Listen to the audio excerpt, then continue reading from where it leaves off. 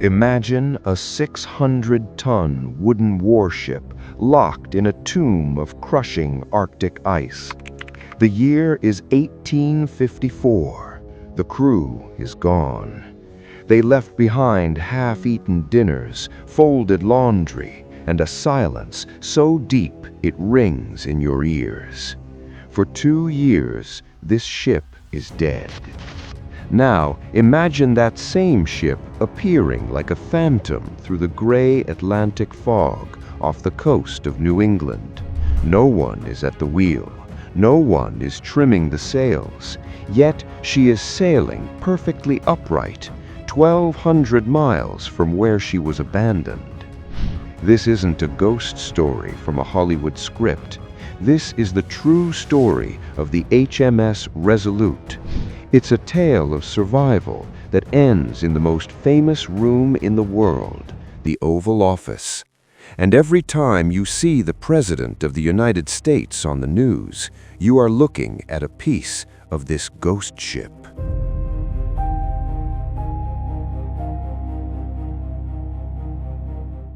In the 1800s, the world was obsessed with a mystery.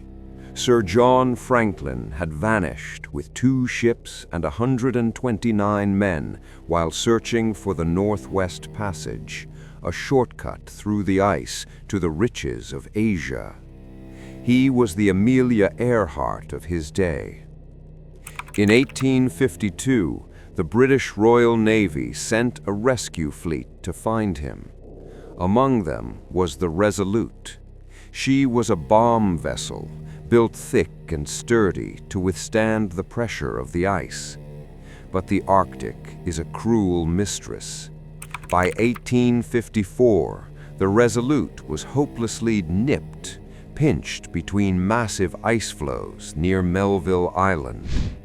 For months, the crew waited.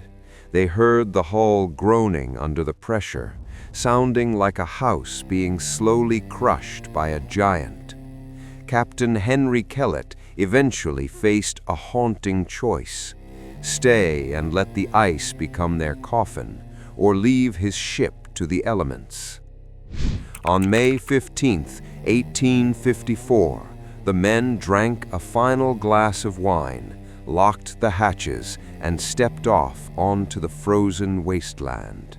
They began a grueling 300-mile march across the ice, praying to find another rescue ship before the frostbite took their limbs.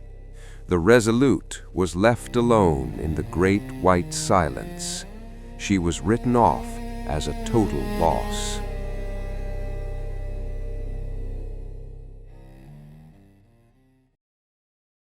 But the Resolute refused to sink. For 16 months, she did something impossible. The ice floes she was trapped in began to drift. Carried by the slow, massive currents of the north, the ship traveled south through Davis Strait. She survived storms that should have splintered her. She survived the weight of thousands of tons of snow. She was a ghost ship, navigating the most dangerous waters on Earth with only the wind as her captain. In September 1855, an American whaler, Captain James Buddington, was patrolling near Baffin Island. He saw a speck on the horizon. As he got closer, he realized it was a ship, but its sails were tattered and it was listing strangely. He boarded the vessel, expecting to find a crew of skeletons. Instead, he found nothing. The ship was bone dry. The logbook sat on the captain's desk as if he'd just stepped out for a moment.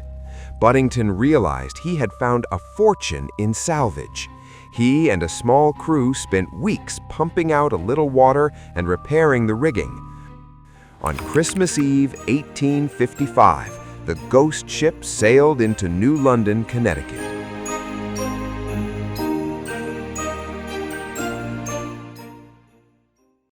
At this moment, the U.S. and Britain were nearly at war.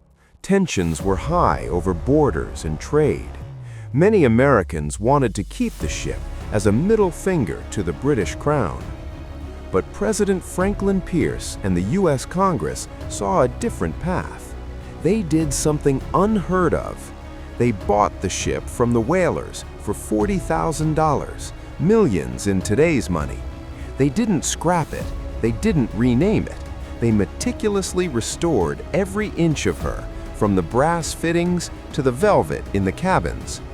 In 1856, they sailed her back across the Atlantic as a gift to Queen Victoria. It was a gesture of maritime diplomacy that changed history. It turned enemies into the special relationship we know today. Decades later, when the Resolute was finally retired and broken up, Queen Victoria remembered that American kindness. She ordered the strongest, most beautiful oak timbers from the ship's hull to be saved. She hired the finest craftsmen in England to build a massive, ornate desk. In 1880, that desk arrived at the White House. Today, we call it the Resolute Desk. It has been used by nearly every president since Rutherford B. Hayes. JFK's son famously played under it while his father worked. Reagan, Obama, and every modern leader has sat behind it to sign the laws of the land. When you look at that desk, you aren't just looking at furniture. You are looking at wood that once smashed through Arctic ice. You are looking at the remains of a ghost ship that traveled 1,200 miles alone through the dark just to find its way home. The next time you see the president sitting in the Oval Office, remember, he isn't just sitting at a desk, he's sitting at the helm of a ship that refused to die.